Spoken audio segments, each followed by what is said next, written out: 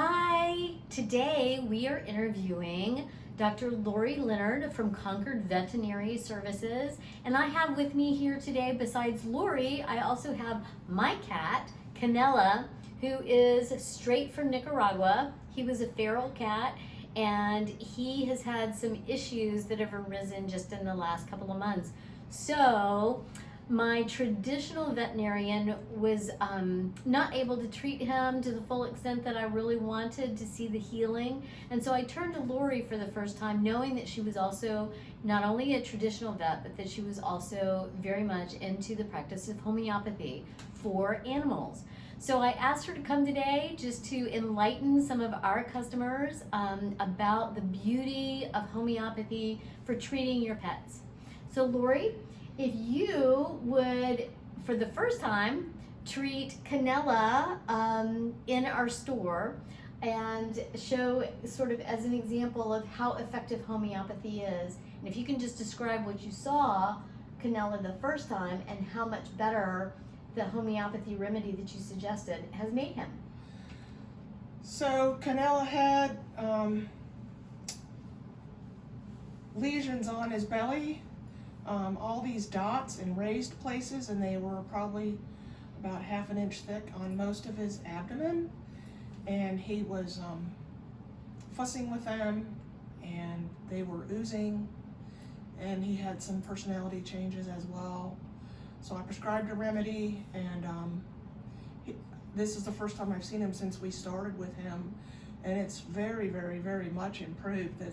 His skin is just flat like normal on the top part, and there's just some residual stuff, and then his personality has changed a little bit, like he's maybe not so happy in himself right now.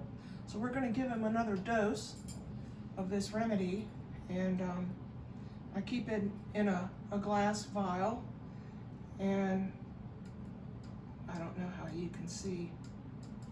So what Lori has administered to him is a homeopathic remedy called Thuya in 1M, which is one of the more potent remedies. So I'm going to go over to him, and then here, Canela, you're all right. So just this is the remedy. Little white pill. Remedies come in different shapes and forms. Just open his mouth and pop it in there, and then he'll swallow it. And so it's very easy to administer. Even to a lot of people shudder when they're being told to give medicine to their cat, because they don't like wrangling their cat to give it, and the cat doesn't like being held still. So these are very easy to give. In some cases I'll mix this with water and we'll use a dropper and administer it that way.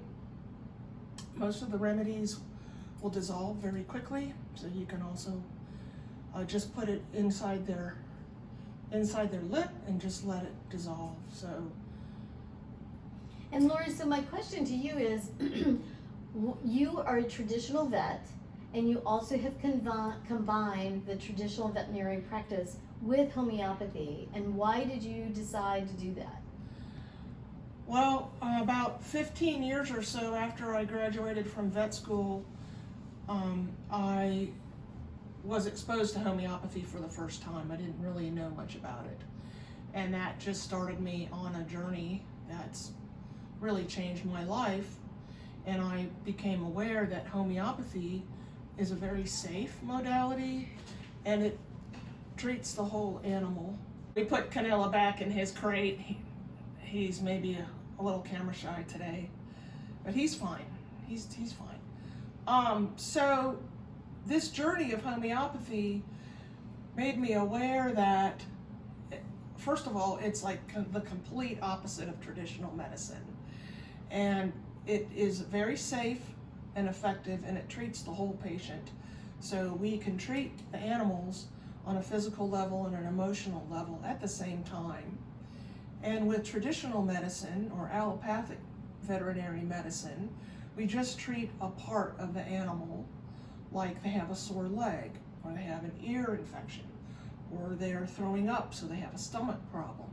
And so the way that traditional medicine approaches this is to just treat the leg at the exclusion of the rest of the cat, or just to treat the vomiting, make it go away, make all the symptoms disappear. Well, from a holistic point of view or homeopathic point of view, that leg is connected to the cat, and that stomach is part of that horse. And so it also is part of their emotions and the way they live in their world. So if we just make the symptoms go away, we're not really making the underlying problem go away. We're just making the symptoms go away. We're not truly healing the patient. And with homeopathy, we give the information, the homeopathic remedy, to the animal, which I consider to be information, and their body takes on that information, and then they heal themselves on all levels. And I know this may sound, perhaps for those who have not practiced homeopathy, this may sound a little counterintuitive. I was floored. I was at my wit's end with Canela, because the traditional veterinarians did not seem to be able to easily find some kind of a treatment for him, and the treatments that I was using prescribed by them, they had bad side effects. They were $100 a month, and had absolutely no healing that I could see. So out of desperation, I found Lori, and from the outset, I was absolutely amazed in my very first encounter with Lori and Canela. At her veterinary center, it was incredible to me that she was asking questions that no vet had ever asked me before. She was asking about, how does he play? How does he interact with the other cats in our family? How does he interact with us? She was asking about things like his appetite. She was looking at not just the symptoms that I brought him in for, but she was looking at him as a whole, and not just at his physical issues, but also, as she said, at his emotional well-being. And I was truly stunned at the time and the effort that she put into trying to treat him. I was surprised when Lori just popped one tiny little pill. It was a thuya, which for humans we oftentimes use for warts, but it has a number of other healing powers. And so I was stunned when Lori just popped one in his mouth and said that all that was required would be 2 more, which I administered the next day. And she said, just leave it alone. And I thought that for those of us who have been so exposed and used allopathic medicine for our entire lives, that was so counterintuitive. I wanted her to be giving me a whole array of medicines to use right off the bat. Well, sure enough, I thought, all right, and patience is not my forte. So for me to have to be patient and watch to see Canela, his own body, reacting to the thuya and slowly recovering, it was astounding. Over the course of about 3 weeks, all of a sudden, so much of what he's been dealing with disappeared. At the end of that time, I reached out to Lori and I said, what do we do now? And so Lori, we brought her into TapRoots, and she took a look at him, as you saw today. And so he's going to need to have a little bit more treatment with the thuya again. But truly, it has been quite an amazing experience to see how homeopathic remedies can affect your animals. So for Lori, I also want to know, besides her journey, what are some of the other things that you've treated very successfully with homeopathic remedies with some of your own patients that you see? I've treated, you could just name it, coughing, dogs, anal gland ruptures in dogs. I've treated several rabbits for different things.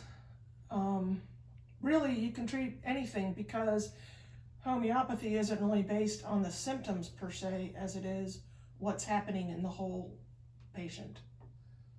And as far as what people can do to be helpful in that regard, if they choose to use homeopathy for their animals, is to become aware of, does your animal have certain preferences?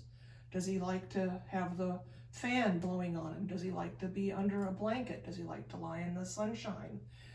Does she like to get her feet wet, or she won't even touch the grass, or she won't put her feet in the puddles? Is the animal afraid of thunderstorms?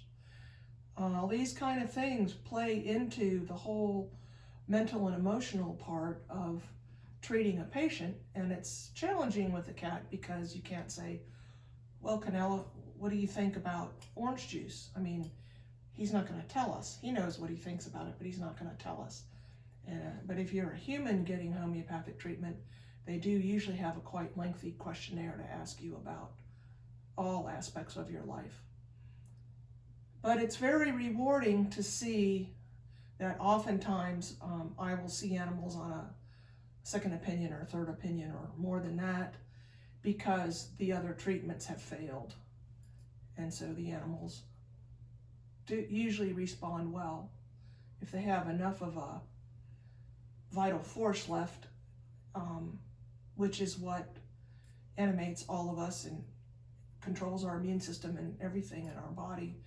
And if their vital force is pretty strong, they're able to respond to a homeopathic remedy to change their circumstances and make them more well. Now, one thing that you told me was that oftentimes people come to you as a last resort. They've tried traditional medicines, traditional veterinary services with no avail, and then suddenly they're frantic to try and find, all right, who else can we turn to? And they find out about you, but sometimes they have pursued that path too long before they reach out for homeopathy. And so at that point, oftentimes Lori winds up getting patients that are so critical with chronic issues that it's difficult to treat with homeopathy. But the healing power of homeopathy is so successful and so profound. And especially I love about Lori is that her combination of the traditional veterinary services has such an overwhelming effect on her patients. So Lori, just to recap, I would really like to know what is your best advice to give to pet owners, especially as they are faced with some different ailments that they see or allergies, or for example, we have a lot of pet owners who come in with animals who are older and they have some degenerative disc disease, or they have hip dysplasia. What is your best guidance?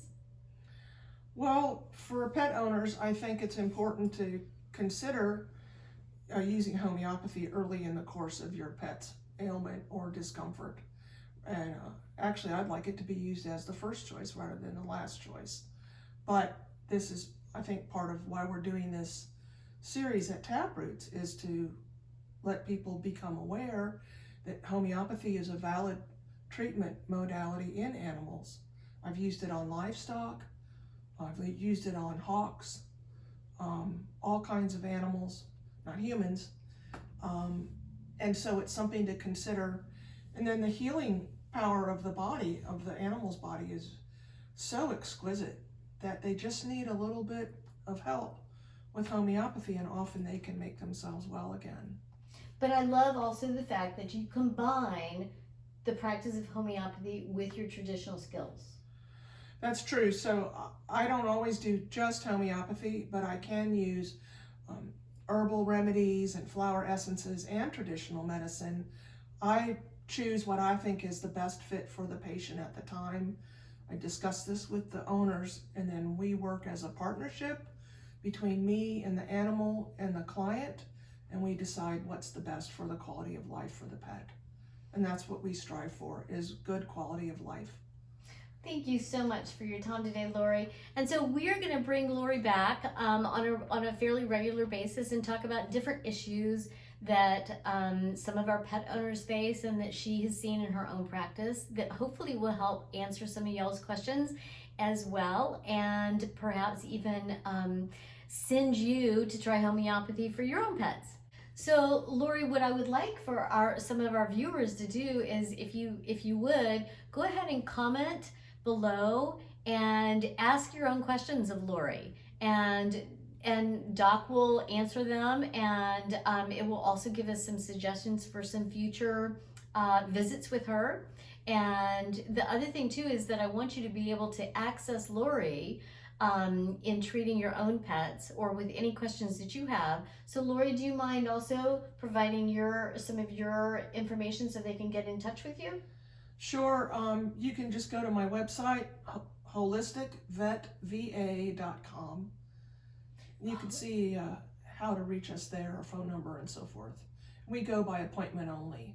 So holisticvetva.com. And again, please let us know what would you like to hear answers to, and we will try and provide those. Thank you so much again, Lori. Thank you.